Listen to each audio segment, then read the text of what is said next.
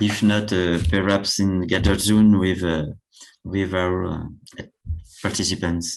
So thanks again, Charlie, and we will pass to the next speaker with Rafael Romero with a talk on a systematic analysis of the genomic features involved in cellular specifics of transcription factor binding. Yes, thank you. I will switch in French too, sorry. Okay. Ok, je vais partager mon écran.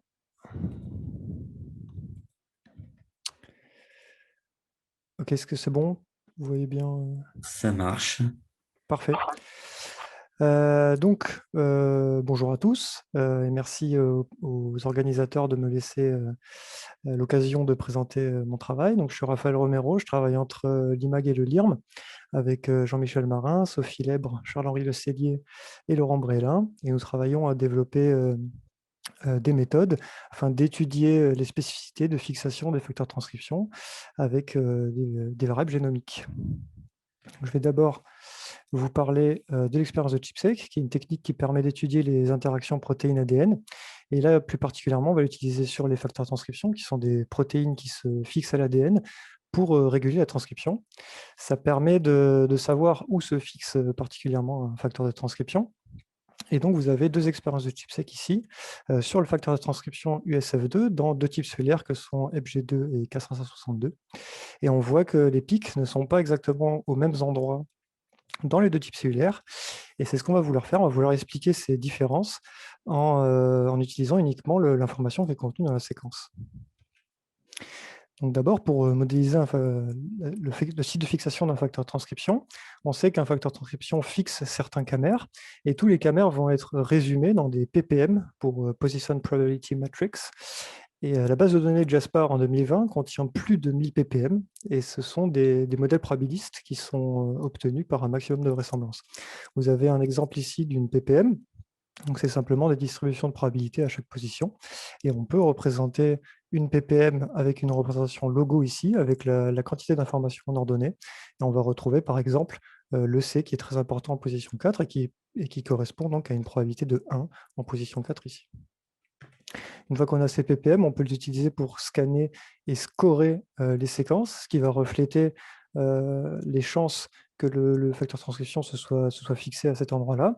Donc, on va faire glisser notre ppm sur la séquence, position par position. On va pouvoir scorer chacune de ces positions afin, par exemple, de trouver le score max, c'est-à-dire l'endroit où il y a le plus de chances que le facteur de transcription se soit fixé. Donc, une première méthode pour classifier serait d'utiliser la ppm avec la méthode qu'on appelle BESTIT, qui consiste à prendre la ppm qui correspond au facteur de transcription qui est ciblé par l'expérience et ne conserver que le score maximum dans chacune des séquences, ce qui nous permet de créer une variable prédictive X ici pour prédire Y, donc la variable de nos classes de séquences. Une fois qu'on a ça, on peut tracer une courbe ROC, et bien souvent, on va s'intéresser à l'aire sous cette courbe ROC, qui est donc l'AUC. Un modèle aléatoire aura une AUC de 0,5 ici, et un modèle parfait aura une AUC de 1. Alors, le problème de cette méthode, c'est que ça va avoir d'assez mauvaises performances. C'est plus adapté pour distinguer des séquences fixées versus des séquences non fixées, et surtout, ce n'est pas optimisé pour faire de la classification. Donc, ce qu'on a fait, c'est qu'on a utilisé les données Unibind. Les données Unibind, ça représente à peu près 10 000 expériences de ChIP-seq avec à chaque fois donc, un facteur de transcription, un type cellulaire et potentiellement un traitement. Et il n'y a que des expériences de ChIP-seq ciblant des TF dont on connaît le motif de fixation. Alors, utiliser ces données, ça nous permet de réduire le bruit de l'expérience de ChIP-seq en ne gardant que des pics qui contiennent une occurrence du motif ciblé. Nous, ce qu'on va faire, c'est qu'on va coupler deux de ces expériences en faisant varier une condition, et on va se ramener donc à un problème de classification. On va conserver uniquement des séquences de taille 1000 qui sont fixées dans l'une ou dans l'autre, donc exclusivement dans l'une ou exclusivement dans l'autre des deux conditions. Et on aura systématiquement plus de 1000 séquences par classe pour garantir un bon apprentissage des méthodes qui suivent. Donc, pour formaliser un petit peu plus la problématique, donc ce qu'on veut, c'est étudier la spécificité de fixation à travers de différentes conditions. On va par exemple faire varier le type cellulaire ou le traitement, et on va centrer nos séquences sur une bonne occurrence proche du pic. Et pour ça, on va utiliser donc 3 types d'informations de séquences. La première, c'est les spécificités nucléotidiques du site de fixation. Donc, on a nos séquences de taille 1000, mais nous, on va s'intéresser simplement à ce qui est ici au centre et qui correspond à la bonne occurrence du facteur de transcription. En deux, on va utiliser l'information nucléotidique autour du site de fixation. Donc, cette fois, on va considérer la séquence de taille 1000. Et enfin, on va s'intéresser à la présence et à la position des sites de fixation des autres facteurs de transcription qui coopèrent avec celui qui est ciblé. Et là aussi, on considérera la séquence de taille 1000.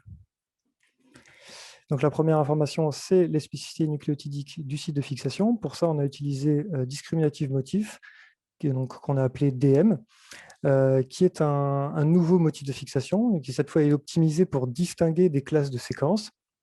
Et donc DM, c'est un modèle linéaire logistique avec sélection de variables, donc il est pénalisé en normal 1, et c'est donc un lasso. On utilise donc un lasso. Et il faut savoir que ça reste une PWM, donc cette fois une matrice de poids-position, mais qui est plus permissive dans l'estimation des poids que si elle avait été obtenue à partir d'une PPM. Donc, comme je vous l'ai dit, on est au centre ici et on se concentre donc sur des petites séquences de taille K, K correspondant à la taille de la PPM originelle. Et ça va faire à peu près une vingtaine de bases paires. Et ce qu'on va faire, c'est qu'on va simplement auto-encoder cette séquence à travers cette matrice là, ici. Ça nous donne nos variables qu'on va donc utiliser dans le modèle linéaire. Alors toujours sur ce modèle, ce n'est pas le premier modèle à faire de l'optimisation de motifs pour distinguer des classes. Il y avait par exemple Damo qui a été publié en 2018 dans BMC Bioinformatics. Damo est lui aussi une PWM, mais ce n'est pas du tout la même façon d'obtenir les poids de ces matrices. À la base, Damo a été créé pour discriminer des séquences contre des séquences fixées contre des séquences non fixées, pardon. Et ici, en bas à gauche, vous pouvez voir les représentations logo de ces 3 modèles de fixation. Donc, le PPM original avec la quantité d'informations ici en ordonnée, DM avec les coefficients du modèle linéaire en ordonnée, et Damo avec les poids donc, de la matrice. Alors, ce qu'on peut voir déjà, c'est que la sélection de variables permet d'obtenir quelque chose de plus sparse, c'est-à-dire que ça va être plus facilement interprétable pour savoir quelles sont donc les positions importantes. Et puis, oui, je ne l'ai pas précisé, mais Damo est ici appliqué exactement sur le même problème que DM avec les mêmes séquences. Et ce qu'on a fait aussi, c'est qu'on a regardé donc, les performances de Damo et de DM. Vous avez en abscisse les AUC de Damo et en ordonnée les AUC de DM sur 502 expériences. Et on voit que dans la majorité des cas, DM obtient de meilleures performances que Damo dans cette problématique-là en particulier. La deuxième information dont je vous ai parlé, c'est l'information nucléotidique autour du site de fixation. Donc, on a utilisé une méthode qui s'appelle Dexter, dont Laurent Brélin vous a parlé hier après-midi, qui a été originellement créée pour de la régression de l'expression et qui a été publiée dans PLOS-CB et qui est ici adaptée pour de la classification. Ce que va faire la méthode, c'est qu'elle va identifier des paires camère région qui maximisent l'AUC. Et donc, on va avoir des variables que seront le taux de camère dans une région particulière qu'on utilisera dans un lasso. Donc, on va par exemple s'intéresser au taux d'AGT et Dexter va déterminer que cette région-là est la plus discriminante pour le taux de AGT. Et ensuite, comme cela, on aura plusieurs variables. Donc, à chaque fois, ce sont des camères associées à une région et on a le taux de ce camère dans cette région pour chacune des séquences, qu'on utilisera là encore dans un modèle linéaire. La troisième et dernière information dont je vous ai parlé, c'est la présence et la position des sites de fixation des cofacteurs. Donc, on a créé une méthode qui s'appelle Positional TF-Coupe ou POS-TF-Coupe, qui est inspirée d'une méthode qui s'appelle TF-Coupe, qui a été publiée dans BMC Genomics en 2019 et qui utilise l'information des cofacteurs pour discriminer entre des classes de séquences. Ici, Positional TF-Coupe ajoute l'information de position relative entre ces cofacteurs. Et donc, il va cette fois identifier des paires PPM région qui maximisent l'AUC. Et nos variables seront le score maximum du PPM dans une région. Et on l'utilisera dans un lasso, là encore. On peut par exemple s'intéresser au PPM 1 ici. Et la méthode va déterminer que le score maximum est discriminant et plus discriminants dans cette région-là. Et on aura de la même façon nos variables. Ici, on aura plus d'un millier de variables qui correspondent donc à toutes les ppm qui sont présentes dans la base de données de Jaspar. Et on aura à chaque fois le score maximum dans cette région pour ce ppm et dans toutes les séquences. Et on utilisera là encore dans un modèle linéaire. Une fois qu'on a ces trois types d'informations, on a créé un modèle qu'on a appelé TF-scope qui rassemble ces trois types d'informations et dont le but, c'est d'identifier et de comparer le potentiel discriminant de toutes les informations génomiques qu'on a à disposition. Donc en premier, on va avoir le score du motif discriminant, les variables de Dexter et les variables de positionnel TF-coupe. Et donc, on va avoir un modèle linéaire global qui va combiner tous ces trois types d'informations. Alors, premièrement, je vais vous parler d'une classification entre traitements. Donc, on va s'intéresser à la fixation du facteur de transcription ESR1 dans le type cellulaire T47D. Et la première classe seront des pics issus d'une expérience de type sec où il n'y a pas de traitement, et la deuxième classe avec un traitement progestérone. La publication Mohamed et al. Nature 2015 montre une influence du traitement progestérone justement dans ces expériences de type sec là. Et on peut voir ici sur ce graphique à gauche les pics de type sec donc avec les traitements ou non. Et les auteurs montrent un enrichissement du motif FOXA1 pour le traitement progestérone. Et c'est quelque chose qu'on retrouve, nous, dans TF-scope, avec nos meilleures variables sectionnées, où on retrouve FOXB1, et on retrouve aussi d'autres motifs qui sont importants pour distinguer les deux traitements. Je vais vous montrer aussi une classification entre types cellulaires. Donc ici, on a la fixation du facteur de transcription USF2 dans le type cellulaire EPG2 et dans le type cellulaire GM12878. Ici, en bas à gauche, vous pouvez voir un plot radar où on a les AUC de chacune des méthodes dont je vous ai parlé. Et surtout, ce qui est intéressant sur ce radar, c'est que la ppm originale a une très mauvaise AUC, proche de 0,5, alors que le motif discriminant, lui, a une très bonne AUC, supérieure à 0,90. Et donc, on peut s'intéresser un petit peu plus aux représentations de ces motifs. Donc, la ppm originale en premier, le motif de DM en second, et on peut voir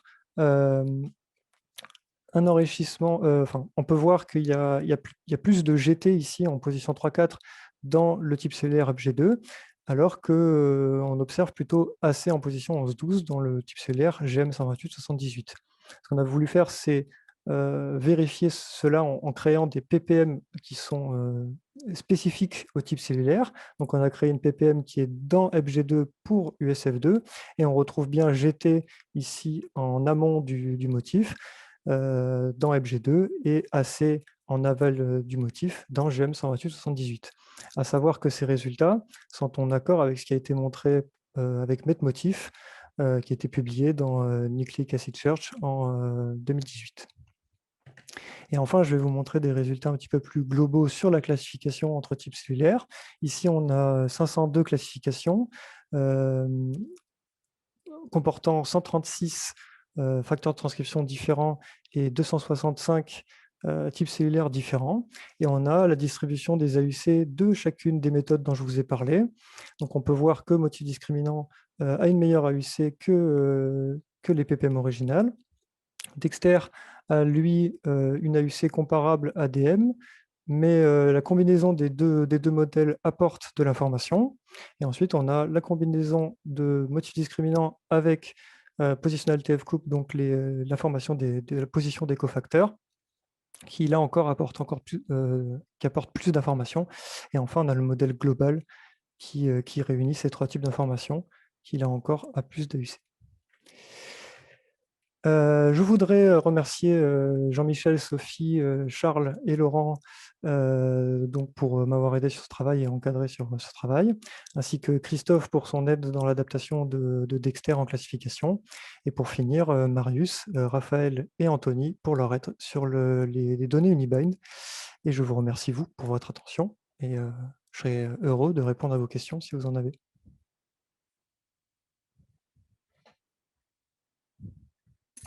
Merci Raphaël.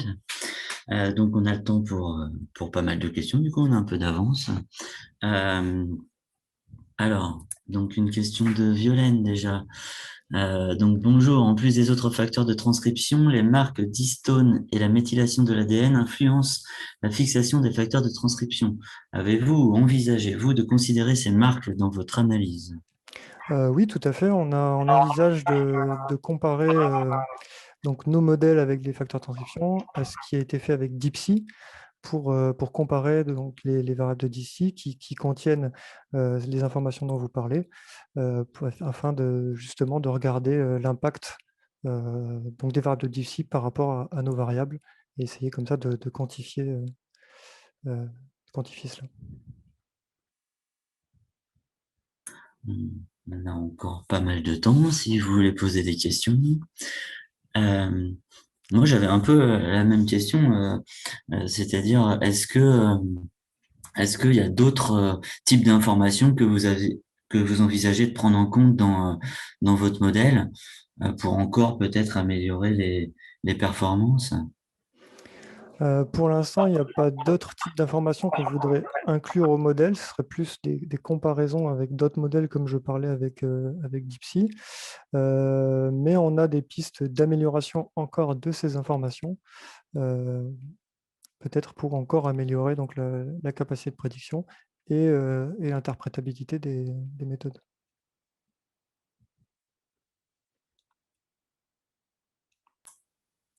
Merci. On peut attendre encore quelques secondes pour d'autres questions. Euh, bon. Moi, j'avais encore une toute petite question, mais un peu bête. Et donc, la première information que tu prends en compte, c'est la distance de Jacquard, c'est ça?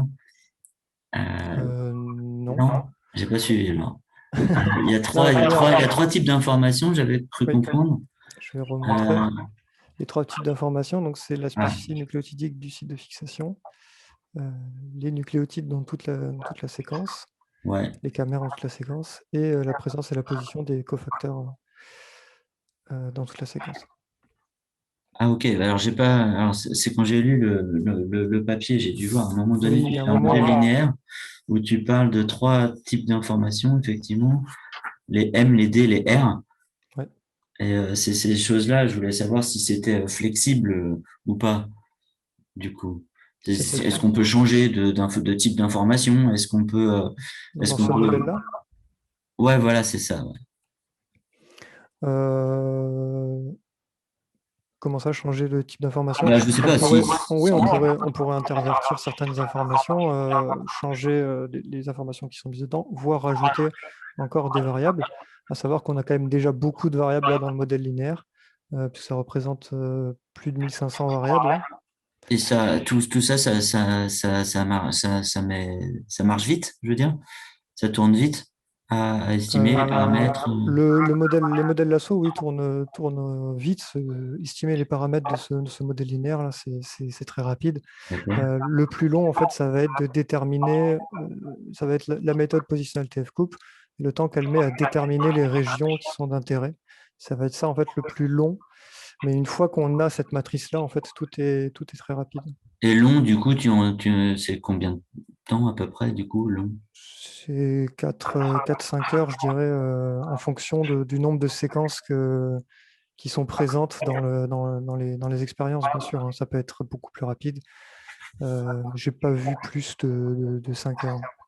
Et peut-être, pour les histoires de l'assaut, peut-être tu peux essayer les méthodes de Charles Lee, de l'exposé juste avant, peut-être, je sais pas. Oui. Bon, voilà. Moi, je n'ai pas d'autres questions. Il n'y a pas d'autres questions qui sont arrivées. Donc, bah, on peut remercier encore une fois tous les orateurs. We can clap all the speakers and we can go to the main room for the rest of the journey. Thanks again. Merci à vous.